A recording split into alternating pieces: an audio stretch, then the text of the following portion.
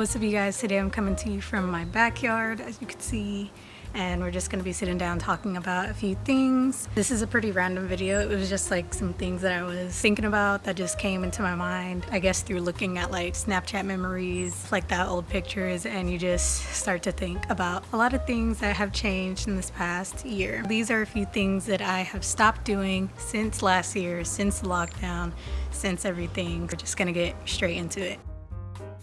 Number one, I think, is probably widely common among everybody, but I have stopped going to the gym. Obviously, gyms were like one of the first things to be closed down because it wasn't essential. And at first everybody was switching over to like little home workouts, and we thought everything would only be lasting for a couple weeks, a few weeks, and of course it extended further than that. So I've had to create my own backyard gym, which I am very grateful for, which I love and I use like every single day. If you want to check out the video on how I built that, then you could click this card. Yeah, I'm so grateful for it. I use it every day. It gets the job done. I've added little things throughout time, like more weights or little equipment here and there. And I do think in the long run, not going to the gym has saved me money because it's like another subscription, even though like at Planet Fitness it wasn't very expensive anyways. I was only paying like 15 to 20 bucks a month. So comparatively to other gym memberships, that is really, really cheap. And so I am saving money in that respect, but it's not the same. Sometimes there's just something about being in the environment of the gym, even if you're not even using all the equipment. There's just something about being in that environment that you just feel that little boost of energy to, I don't know, work harder sometimes. Doing my workouts from home, sometimes I have to force that energy out of myself to get a good workout in. Not all the times, like some days it's just really easy and I'm really motivated and I can get in and get it done, but other days I'm just like, I'm getting tired of seeing the same, I don't know, whatever square feet that I'm in. Yeah, so I do miss the gym, but I've found ways around that and it's not so bad. The second thing I've stopped doing is going to dance classes. A lot of people may not know this, but I do have a history with dancing. I've danced since I was like, I don't know, I want to say like 8 or 9, and I kind of fell off as I got a little bit older because I was just more focused on sports and basketball, which was fine. It was fun. And then I picked up a couple of dance classes my senior year of high school, and then once I went to college, didn't really do it too much. And then recently, not last year, wow, 2019, I was like, you know what, I really miss dance. And so I went out to this class that was nearby, and I picked it back up again, started going regularly. I didn't audition or anything to be like on the team, but I was just going every week for like their open classes, and that was just something that I did regularly every single Sunday. Learn some new choreography, get a good workout in, have some fun, get back in the groove of things. And so I was really enjoying that. And then 2020 happened, and of course they couldn't have the in-person classes, so I started doing like their virtual classes that they would offer, which was cool. It was fun. I would do it here and there, and then I kind of fell off again. And recently they just started doing like in-person outdoor classes, but I just haven't gotten myself to go yet. So yeah, that's just something that I've noticed. I think eventually I will start going back. It's just, yeah, but it's something that I genuinely enjoy, that I am doing like all the time around the house anyways. Yeah, that's just one of those things that kind of slipped through the cracks, and we're gonna see where it goes from here. Third thing that has been put to a halt was going out to bars with friends. Honestly, I really haven't seen like many of my friends like in person. I could count probably on my hands like how many times I've seen my friends in person. I mean, we all got to do what we got to do, and of course we got to stay safe, so it's completely understandable. We've still kept in touch, so it's not like I just completely went like MIA, but I'm more of like an in-person person when it comes to like friends. Like I rather hang out and be in your presence. I'm not like a big texter or talker on the phone. Like, you just have to be in person. I have to get your vibe. Like, yeah, just going to like bars and going out to eat and stuff like that. Of course, I'm saving money, but those were like the only times that I really was able to see them and meet up, because we all have like different schedules and we're all busy. So on those occasional weekends where we are all free at a certain time, which is rare, it was really nice to like meet up with them, get a couple of drinks. And I'm not a big like drinker anyways, but like those occasions would be really fun and really nice to just kind of like get out. Yeah, there's not been much turning it. The next one I'm sure we've all missed a lot, especially with new music coming out, and that is I've stopped going to concerts and music events. You know, these little like Instagram live virtual concerts and the versus battles, you know, they cool. They nice. You get to do it in the comfort of your own home. You get to turn up, enjoy music. But there's just nothing like a concert, like live music, when you feel the bass in your heart going through your bloodstream. You're surrounded by a group of people, there's people going crazy. Like, it's just nothing like that. So I do miss that.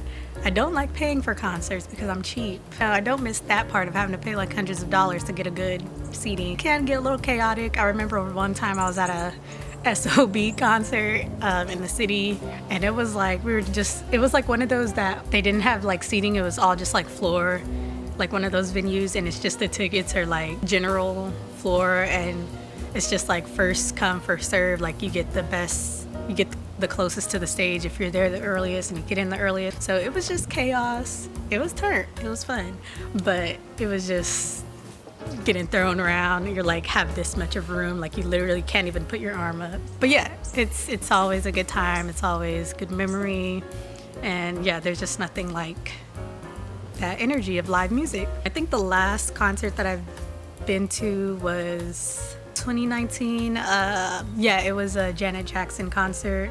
I know it's kind of random, but went there with my mom. I think she got the tickets for her birthday. So yeah, and it was at the new, what's that called? The new place where the Warriors play at. What the building is called, but they had just like remodeled it. It was all new. It's low-key scary the way the seating was. Like when you're looking over, you could literally feel like it was just so steep. Like it was a good time, and so I do miss that.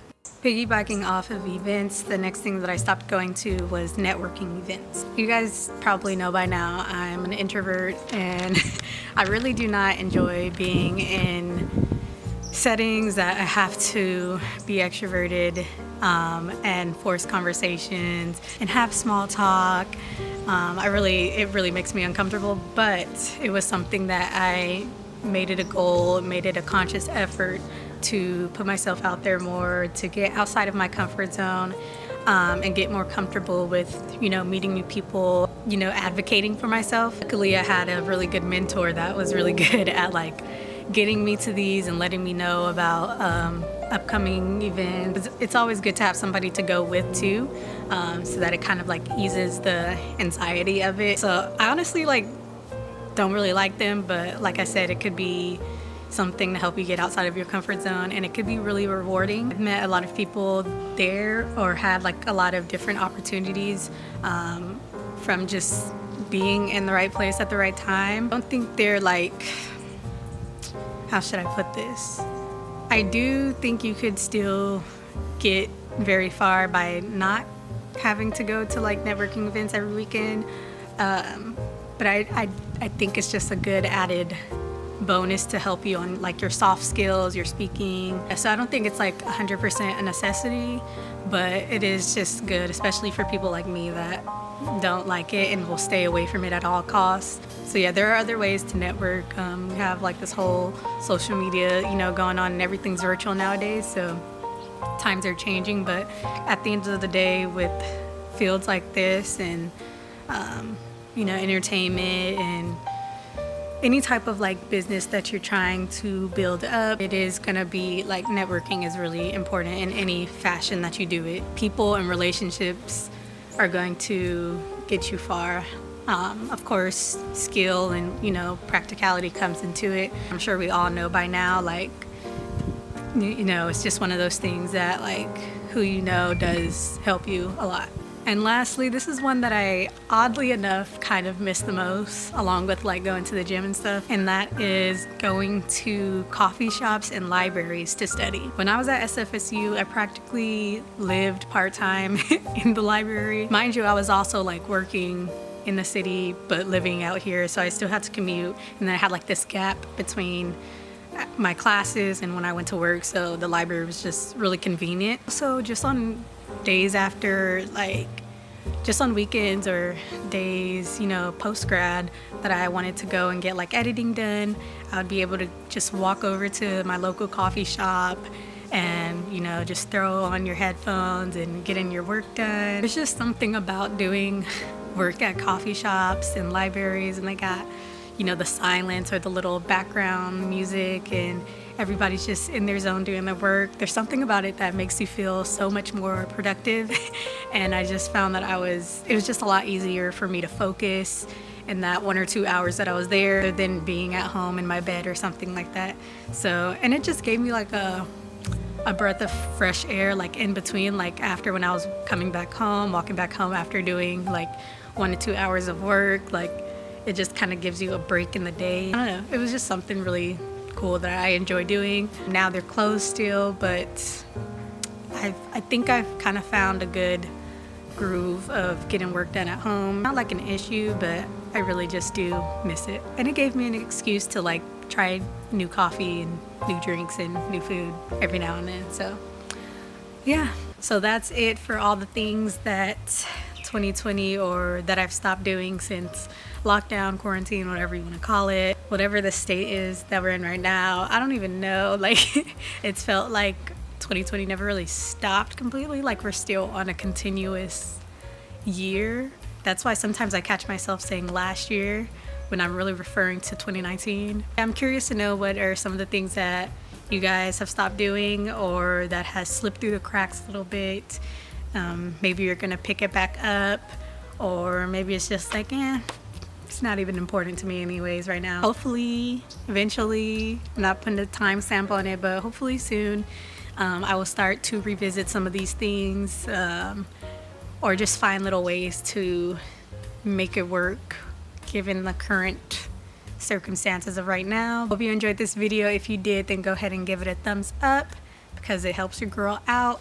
And if you've made it to the end, you might as well click that subscribe button if you're not already subscribed. And I'm not doing sit down videos like this. I'm normally doing like lifestyle vlogs. Sometimes I'll take you guys along to my photo shoots or video shoots. I do a lot of post-grad and college advice type of stuff. So if you're into that, then stick around and check out some of my other videos. That's it for this video. Thank you so much for watching, and I will see you in the next one. Peace.